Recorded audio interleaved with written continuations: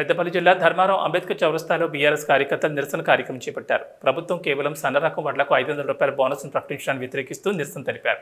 ఈ సందర్భంగా బీఆర్ఎస్ నాయకులు మాట్లాడుతూ ఎన్నికల సమయంలో వడ్లకు బోనస్ ఇస్తామని చెప్పి ఇప్పుడు సన్న రకం వడ్లకే 500 రూపాయల బోనస్ ప్రకటించమని ప్రయత్నించారు. సన్న దొడ్డు రకం అనే తేడా లేకుండా అన్ని రకాల వడ్లకు బోనస్ ఇవ్వాలని డిమాండ్ చేశారు. లేని పక్షంలో రాబోయే రోజుల్లో రైతుల పక్షాన బీఆర్ఎస్ పార్టీ పోరాటం చేస్తుందని ప్రభుత్వాన్ని హెచ్చరించారు. ప్రతి బహిరంగ సభలో గౌరవనీయులు ముఖ్యమంత్రి రేవంత్ రెడ్డి గారు ఏమని మాట్లాడారంటే ప్రతి క్వింటాల్కి 500 బోనస్ ఇస్తామని చెప్పేసి అన్నారు. ఎలక్షన్లు అయిపోయిన తర్వాత వారి మంత్రివర్గం కావచ్చు, వారి మంత్రులు కావచ్చు, వారి మంత్రి అయినటువంటి పొంగులేటి శ్రీనివాసరెడ్డి కూడా కేవలం సన్న వడ్లకు మాత్రమే బోనస్ ఇస్తామని చెప్పేసి ప్రకటించడం జరిగింది.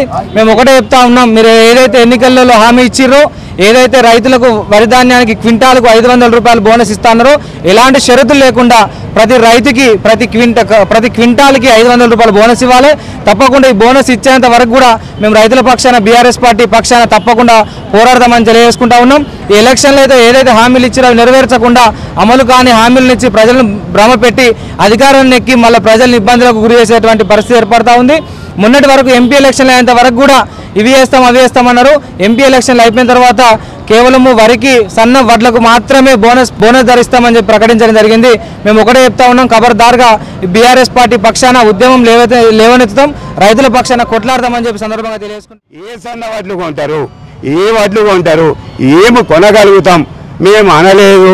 చెప్పుతో కొడతా, ఇది చేస్తా అది చేస్తా అనేది కాకుండా ఒక నిర్దిష్టమైన ఇస్తే ఆ రైతాంగం కూడా అదే పద్ధతిలో పోతుంది, ఆ వడ్లనే వేసుకుంటారు తప్ప మీరు ఇదే ఎన్నికల ముందు కేసీఆర్ గారు సన్న వడ్లు పెడితే పోయింది.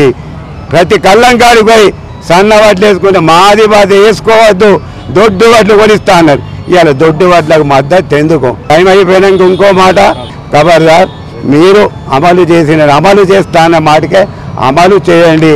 కొత్త వాగ్దానాలు మాకు అవసరం లేదు. రైతాంగాన్ని ఆదుకోవాల్సిందిగా ప్రభుత్వం డిమాండ్